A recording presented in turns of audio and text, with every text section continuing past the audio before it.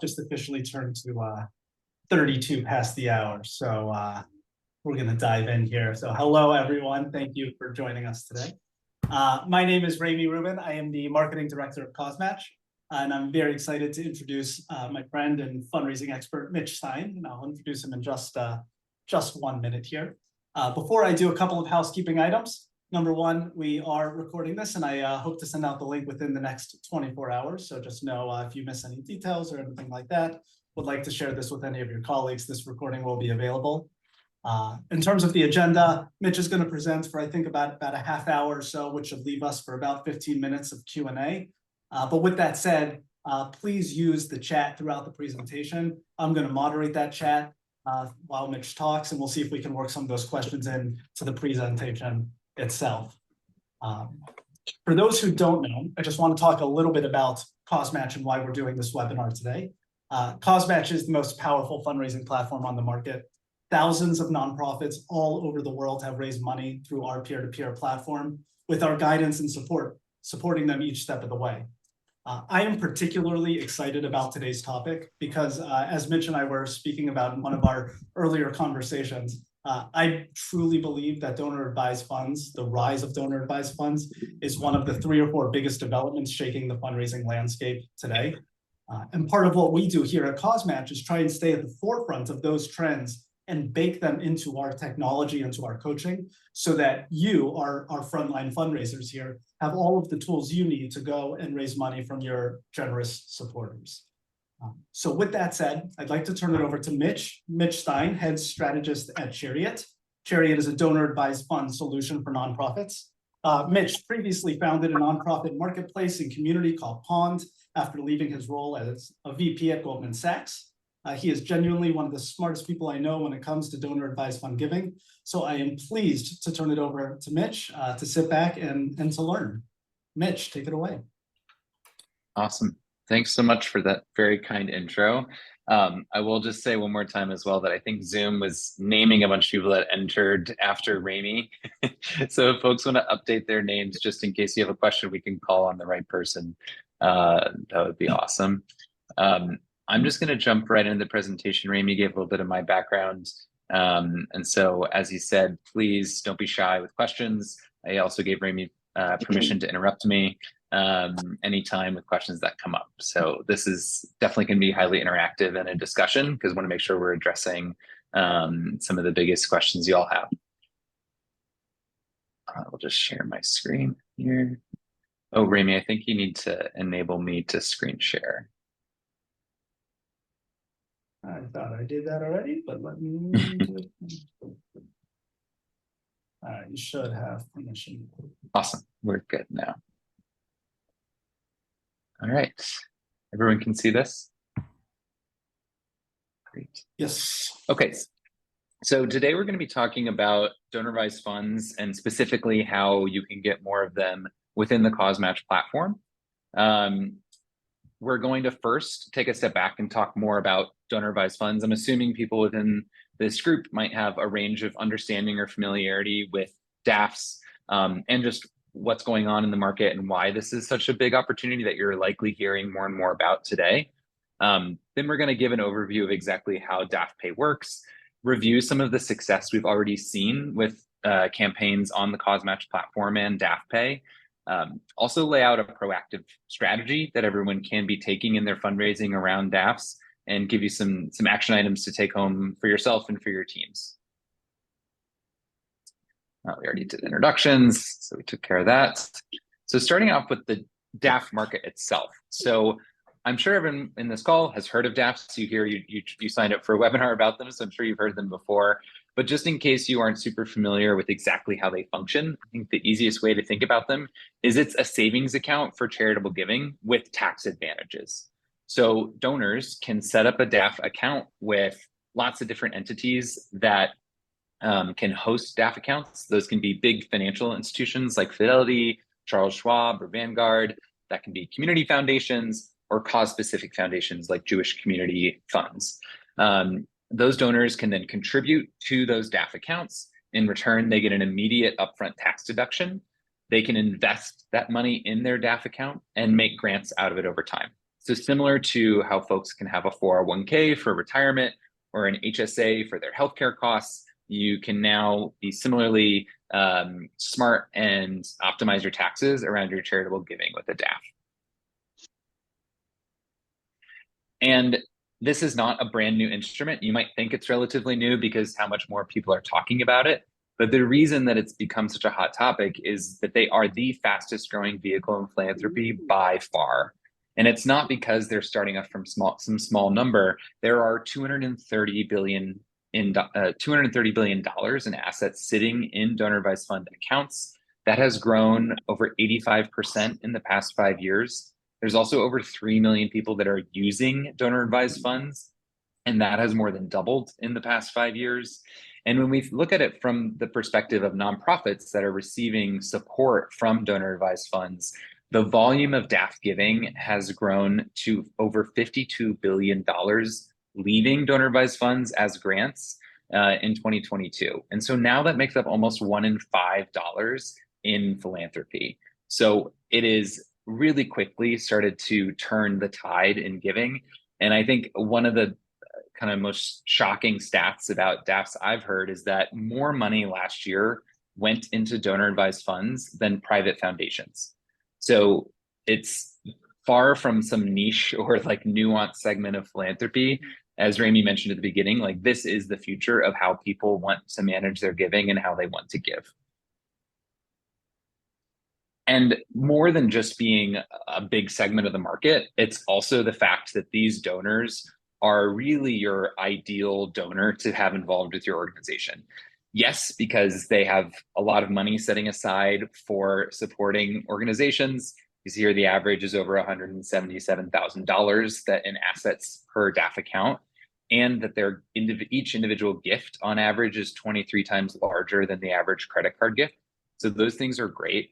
But it's also a signal that that person is just more, even if they're not the largest donor you have, they are engaged, they are intentional, they're giving much more often. And increasingly, they are more digitally savvy. 97% of donors that are using Fidelity, which is the single largest DAF provider on the market, are managing those accounts digitally. That's been a big shift in the market. From your image might be that someone is calling up their financial advisor to wire some money or to write a check.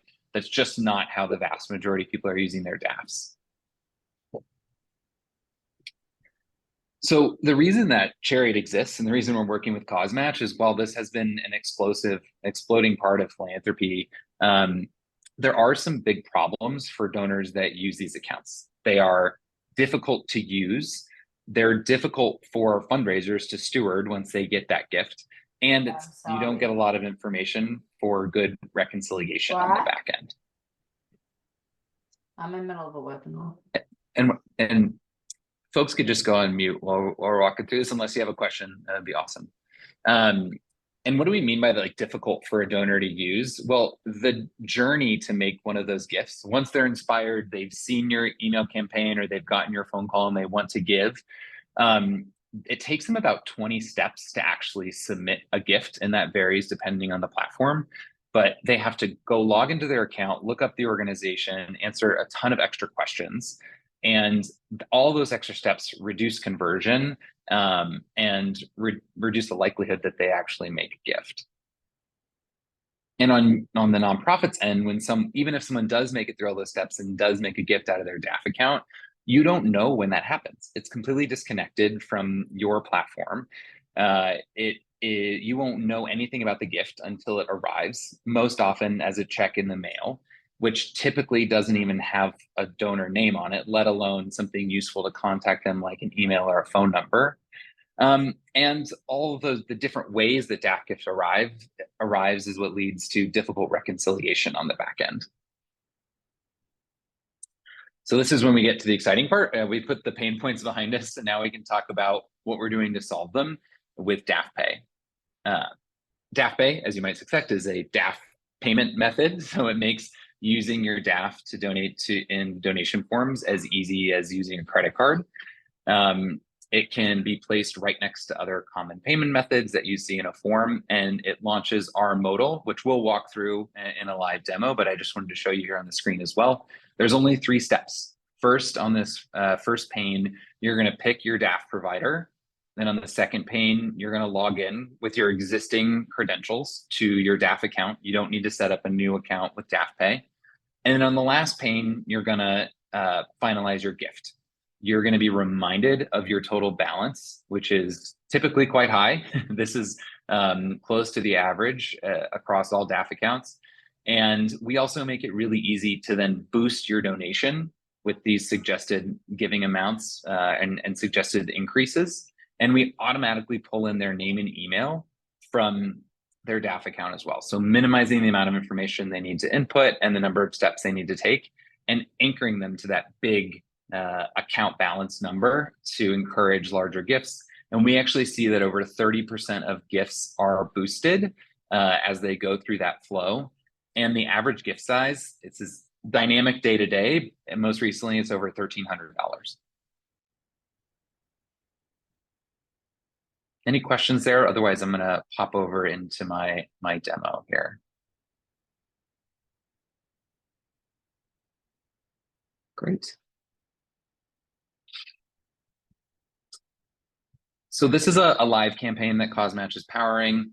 As you go in here and you want to donate now, click on the donate button. You'll see amongst these payment options that one new one is to use your donor advised fund. This is where I can put in standard information. And when I go to transact, this is where I will click the DAF Pay button. When I click on that, I'm just going to go to our sandbox so we can complete a real transaction. But this is what the form actually looks like once you get going. So I'm just going to populate my information, click on DAF Pay, and this launches the modal that we were just reviewing. And here I can pick from over 1,000 donor advised fund providers. Fidelity, as I mentioned, is the most common. I'm going to enter my credentials. Oh.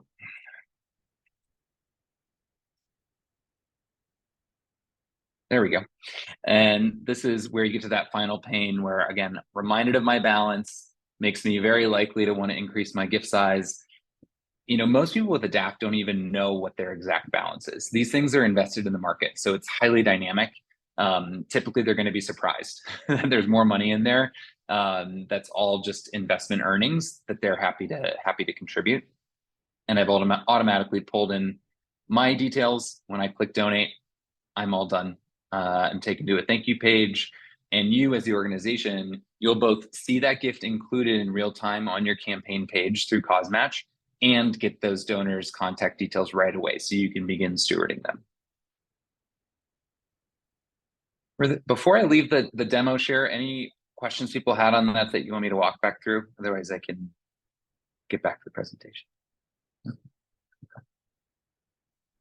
I don't see any chats coming through. I just want to give one editorial comment, which is one of the really cool things that I think this does is takes the problem of creating more friction for people to give through their DAF and actually totally flips it, and it becomes more frictionless by inputting all of that information that we already have.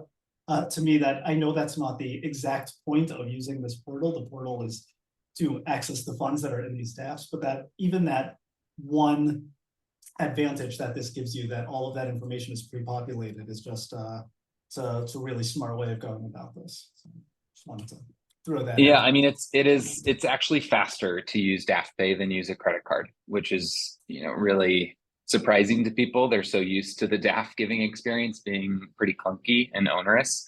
So agree with you, definitely something we're really excited about. So next, we just want to talk through some of the results. CauseMatch has been live with DAF Pay, I think, since the beginning of the year. And so we did an analysis of the DAF giving, digital DAF giving through DAF Pay that has taken place in the first 4 months of the year. And I just want to, as some context, explain why I think the CauseMatch setting and these campaigns are such a compelling use case for digital DAF giving as well. You know, you've got hundreds, if not thousands, of people coming to support your organization, maybe for the first time because it was shared out amongst a person's network or friends or family. And And typically, historically, even if one of those people had a DAF, they would most often go ahead and use a credit card in that moment of inspiration because it was easier. They could do it right in the form. They also could be a part of the momentum of the campaign, right? We're all trying to increase that thermometer, reach the goal. That's how CosMatch is designed to incentivize people to take action. And so people with DAFs would use their credit card to be a part of that moment. But now, once you can enable DAF giving in that setting, it offers a really awesome donor acquisition opportunity, and also to know that that person has a DAF right away and get a much larger gift when they do contribute. And I would also just say anecdotally, I think within religious communities, both Christian and Jewish and other faiths, DAF usage is definitely a lot higher. And I think that's been another contributor to the success we've seen on CosMatch. So just some of the key stats here, which have been super exciting to see across all of the eligible active campaigns. Over 80% of them have been supported by DAFs through the DAF Pay button, just through this initial rollout. The average DAF Pay gift size was over $400 per gift. Over $160,000 in total revenue was brought in across these active campaigns just in a few short months, across almost 400 individual gifts. The conversion rate when folks clicked on the DAF Pay button to complete their transaction was over 40%.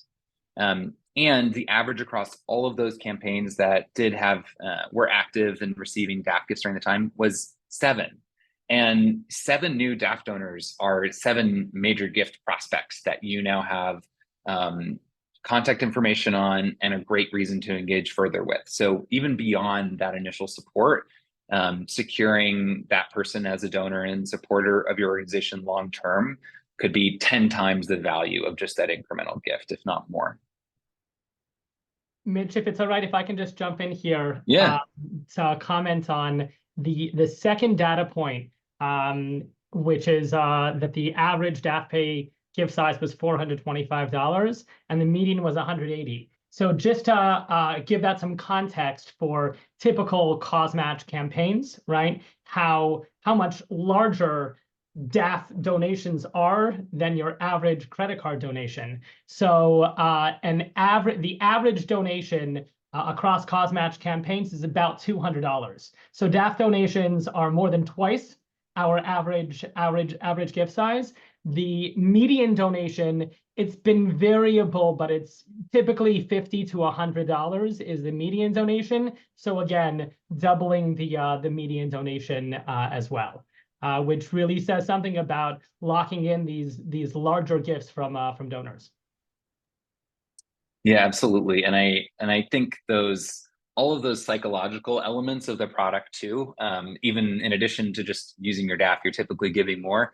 We also make sure that happens by anchoring folks to their account balance and making it really easy to add some extra boost to their original intended gift size. So appreciate you calling that out. And I would say some people might even expect it to be even larger than this. In the peer-to-peer campaign setting, oftentimes this is that inspiration-based gift that might not be their full capacity as a DAF donor, right? If they have over $100,000 in their account. But I think, again, it's a really good signal as to the opportunity with that donor, in addition to it also being double the average size gift. Mitch, we have a couple of other questions. You can say that you want to answer these later on or answer them now.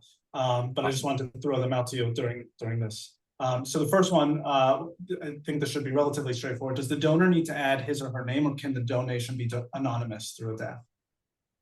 Yeah, if they want, they can go in and delete the name that's automatically populated. We rarely see this. I think it's over 95% of the time people leave that information in there.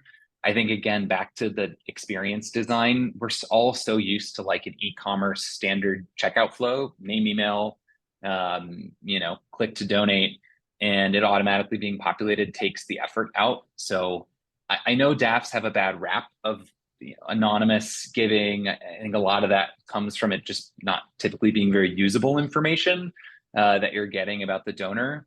But the vast majority of donors do not intend to give anonymously, and we've really proven that out in this setting as well. Great. And then two others came in. Again, if you're going to address these later on, then that's fine. Or want to wait till the Q&A part. But can you explain a little about Fidelity and the other options? How and why do people join them? And once the fund is set up, how do they choose a charity to donate to? Yeah, those are great questions. So there's over 1,100 different donor advised fund managers or sponsors in the United States. So people definitely have a lot of options. And the demographic really differs a lot between the different providers. I can kind of bucket them in broad strokes into a few distinct buckets of types of providers. You know, Fidelity, Schwab, Vanguard, Raymond James, these big financial institutions that tend to manage an individual person's brokerage account, you know, where they're managing other like kind of standard investments.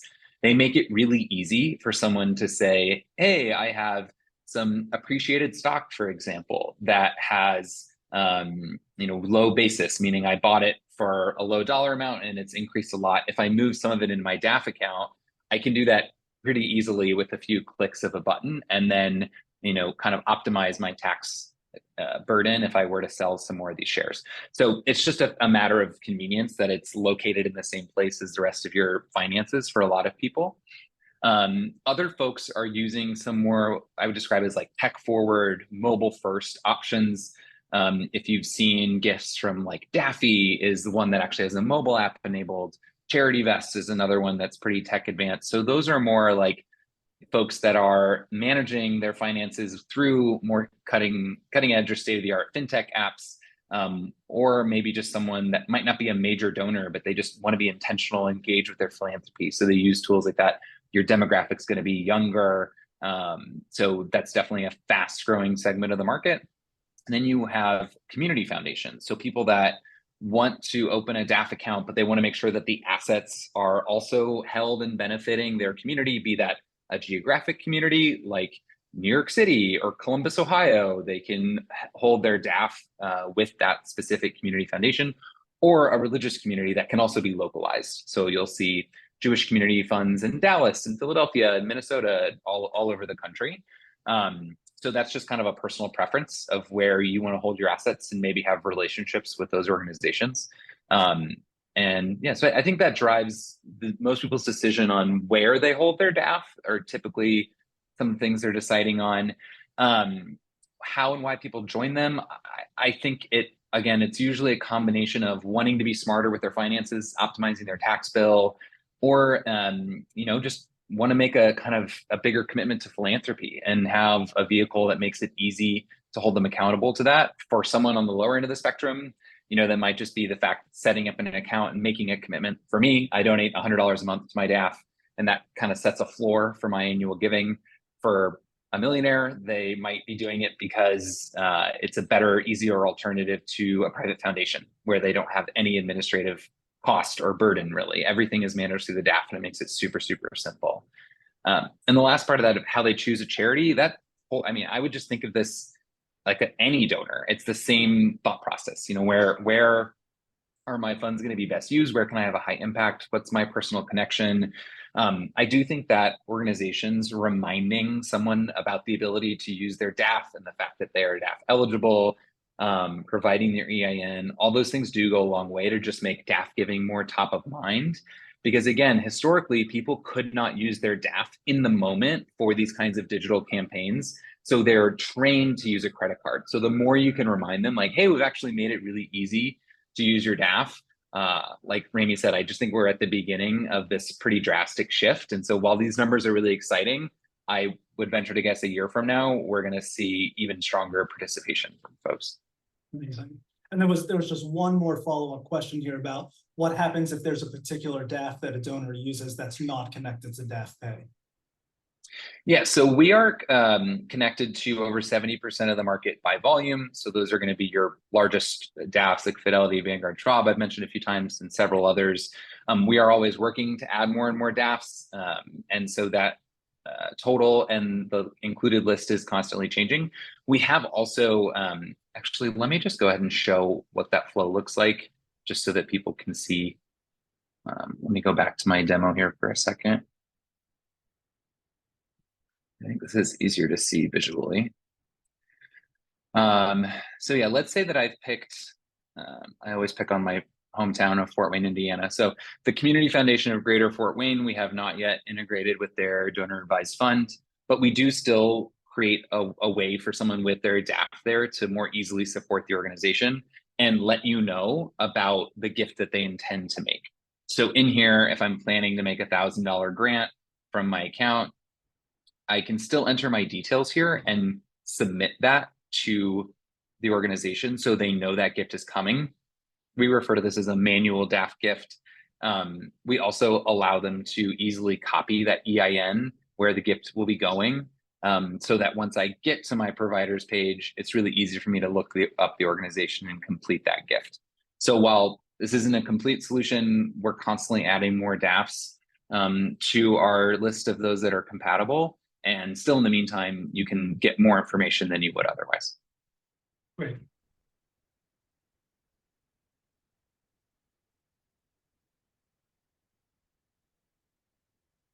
I love Amy's anecdotally, 2 of our 5 largest gifts in our last campaign came through DAFs. I'd love to hear it. And then I'll just keep interrupting me as any more questions or comments come in, but I just wanted to highlight, we talked through some of the high level kind of overall average stats across different campaigns on CauseMatch. But I think some of these largest wins are really exciting as well. So the top 5 campaigns all raised $10,000 and up just from DAF Pay gifts. This top 5 saw over 20 gifts each from DAF donors. And the top 3 had DAF Pay actually make up over 10% of their total raised revenue. So that is in a market that is pretty stagnant in overall fundraising and individual giving year over year over the past few years. Having a source of 10% more revenue by including DAF Pay is such an exciting opportunity for people that's right in your existing audience and donor base, just giving them a way to use that money they've already set aside.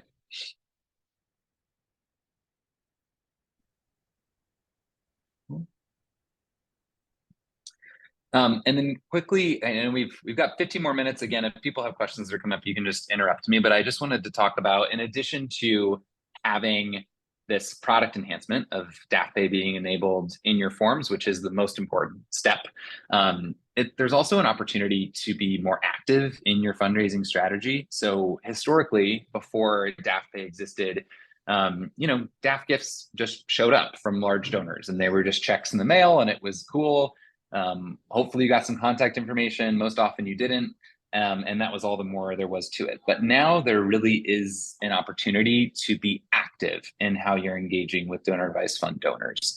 That includes actively seeking out and cultivating those relationships, improving the processes through which you're soliciting and receiving those gifts, and really encouraging folks to leverage a DAF because of how much it increases their generosity.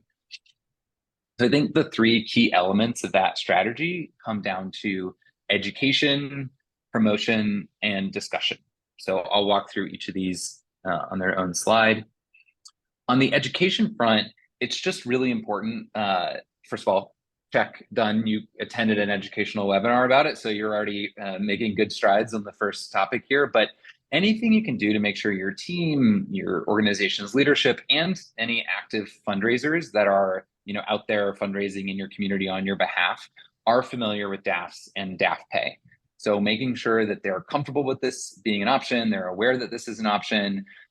This is available on all CauseMatch campaigns in the US. And so anything we can do to increase awareness and familiarity is a powerful step.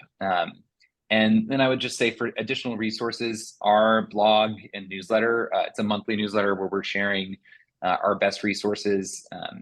So would encourage anyone to sign up for that and just be paying attention to the educational content and opportunities we're putting out.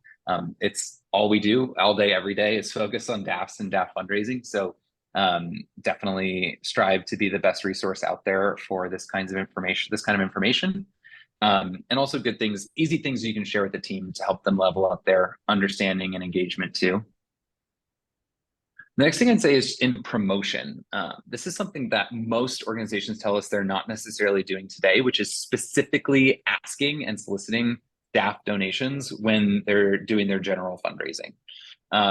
Including mention of DAFs is shown to increase DAF giving by over 2 times. It's important to highlight, even in the instances where you're soliciting general donations, to make it clear, your general donation, and then that you also accept donor advised fund gifts. And actually spelling out donor advised fund is important because not everybody appreciates and understands the acronym DAF right away. But it's for those that have the donor advised fund, they know immediately that it's a calling card for them, that this is the right place to be. And those that don't, just click their normal way of giving. It hasn't proven to be a distraction or something that confuses people. It's just an additional way to give that rings true for the people who use it. And I also think in not just an email, that can be done in physical mail. It can be done at events. We've seen really successful events that hold a QR code up on the screen when they do kind of their paddle raise or requests for general donations at the end of a luncheon or a dinner.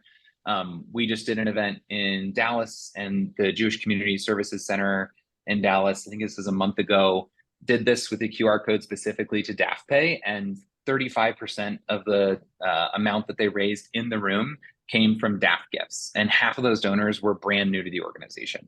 So who knows if they would have given otherwise, or they may have just made a smaller text to give credit card donation. And the last bit of this is just discussions. I think that's another thing that is proving really successful for folks. Anytime you do get into a one-on-one conversation with a donor or potential donor, not shying away from asking if they're using a DAF or if they've thought about it. Now, disclaimer, definitely don't be offering financial or legal or accounting advice. Like, leave that to the experts. And it's good to give that disclaimer in those conversations to remind them that that's not your role. But saying things like lots of other donors are utilizing this, or we've heard good things, or people like XYZ about DAF giving is totally fine. And encouraging them to talk to their advisors about it is definitely helpful. But then you are it's similar to planned giving. If you're talking to them about their will and estate, you're top of mind, and you're providing them helpful resources about it. You're top of mind when they're making those decisions. It's very similar with DAFs. When they're setting that up or they're deciding where to give, if you were a part of the conversation when they were contemplating using one, you're going to be top of mind when they're selecting organizations to support. And also a quick PSA reminder is you don't send tax receipts for DAF gifts. They've already gotten the tax write-off when they contributed to their DAF. So anytime that they're dispersing funds out of the donor advised fund, you can send a thank you, and that's great. You can follow up with a phone call, that's even better, but you do not send a tax receipt.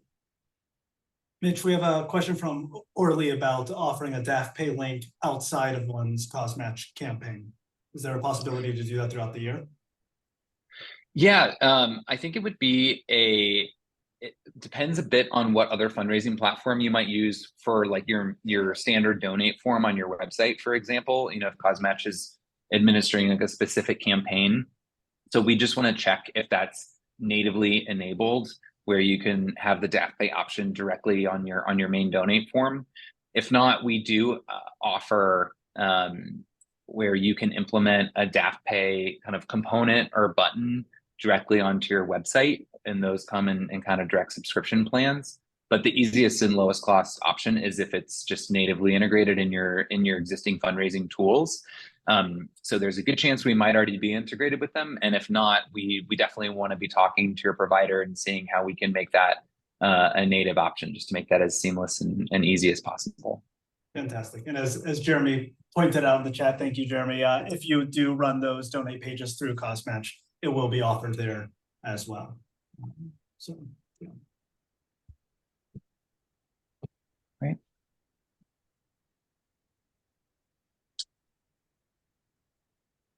And then the last step here, and also we can definitely share these. I'll pass this presentation along to you, Ramy, so you can forward along with the link to the webinar. So you can use some of these links. Kind of recapping those action items and how to get more out of DAFs is just staying on top of the topic. It's fast moving, it's growing really fast. There's tons of new data and research coming out every month. We're publishing our own DAF benchmark study starting next month that looks at 5 years of historical giving at major organizations around the US, both from DAF and non-DAF donors, for example. So those results will be out in a few weeks. So encourage you to take advantage of our resources, which come in the newsletter. I put a lot of things out personally on LinkedIn or the company's LinkedIn page and our blog. And then I would encourage anyone that's focused on this is to also audit the general marketing you have. Are your emails that are going out, do they mention DAFs? Does your website have a specific mention around donor advised funds? That kind of thing. It's just a good question to have on your checkbox list when you're reviewing materials to ensure there's something in there. And then just don't shy away from having the conversation. So challenge yourself in a donor conversation to bring up DAFs, hear what they have to say, hear if they have feedback on DAF pay, that's great. And go from there. I think anytime folks start to really hear it from donors directly, that drives home the value and helps a lot with the overall strategy.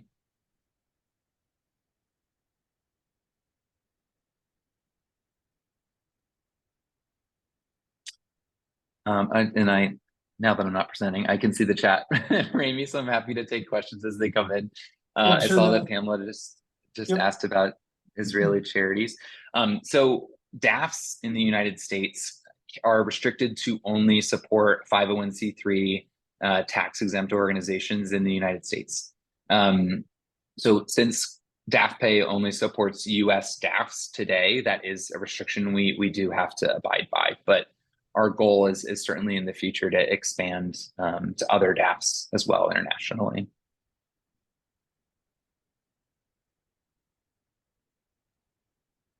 Excellent. Thank you for the question. Other questions?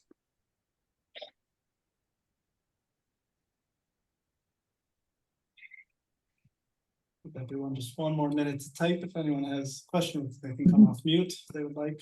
I actually had a question. First of all, it was really, really interesting. Tons of stuff that I didn't know. What the numbers you were saying, like over 200 billion in DAFs and the average gift size and all that, like that's publicly, knowledge, or how do we know those numbers? Yeah, so the total amount that is in donor advised funds is published by the National Philanthropic Trust every year. They aggregate data. These are all public charities who's actually administering DAFs, so they do have to disclose that kind of information every year. The latest numbers, unfortunately, are from 2022 still. Those the updated report will be published in November from NPT. Cool. Okay. And then the average gift size, depending on what the reference was, that's usually proprietary to a specific platform or donor advised fund. So Fidelity, for example, I think is the only one that discloses their average gift size, which is almost $5,000. So that's where we got that reference point from. And then we also obviously have the overall DAF pay data and where people are using it, where we see an average over $1,000. And then in the peer-to-peer kind of like campaign crowdfunding setting, the volume of gifts is much larger and the overall average gift size does tend to be a little bit lower. Mitch, another question came in. Do you have any tips or tricks to find donors who gave through a DAF anonymously? I mean, sometimes I've heard stories, certainly, of people, especially if they're you kind of have a friend at a DAF that you're used to sorting out maybe some like processing questions with, and reach out to someone at the Donors Fund or JCF, and maybe they'll share some more information with you. I've heard about that working. I don't know of anything really like systematic.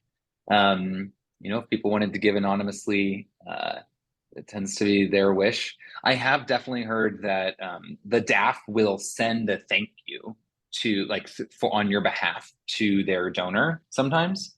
So even if they wanted to give anonymously, if you said we really wanted to express our gratitude, that is something I've heard about DAFs facilitating, but there certainly isn't any standard way to do that systematically. Got it. And you can see Debbie's question here as well. If they don't have a tax standing in the States, they cannot accept DAFs? Yeah, Debbie, that's correct. I mean, there might be organizations that do have a 501c3 that I've seen some of these setups where they're kind of fiscally sponsoring some organizations abroad, and they're able to receive DAF gifts and maybe support the organization with a grant, but that's definitely like a case-by-case basis. And in general, if you're going to be supported by donor advised funds that are based in the United States, they do require that entities are a 501c3 in good standing with the IRS.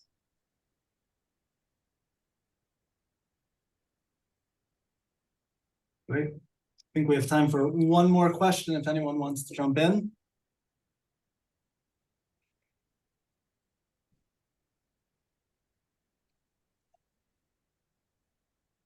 Okay. Well, I want to thank you all for coming. If you do have any follow-up questions, I believe you all have my email address, and you're welcome to email me, and I will pass those along to Mitch. Mitch put his website, his blog in the chat here as well, so you can find what he's writing there. In the meantime, I get this recording and slides out to you all, and we'll go onward and upward. Thank you, Mitch. Awesome. Yeah, I just dropped my LinkedIn in there as well. If that's helpful to folks, feel free to follow along. I try to share out pretty regularly, so let me know if you have any other questions. Great. Thank you. Thanks, everybody. Much.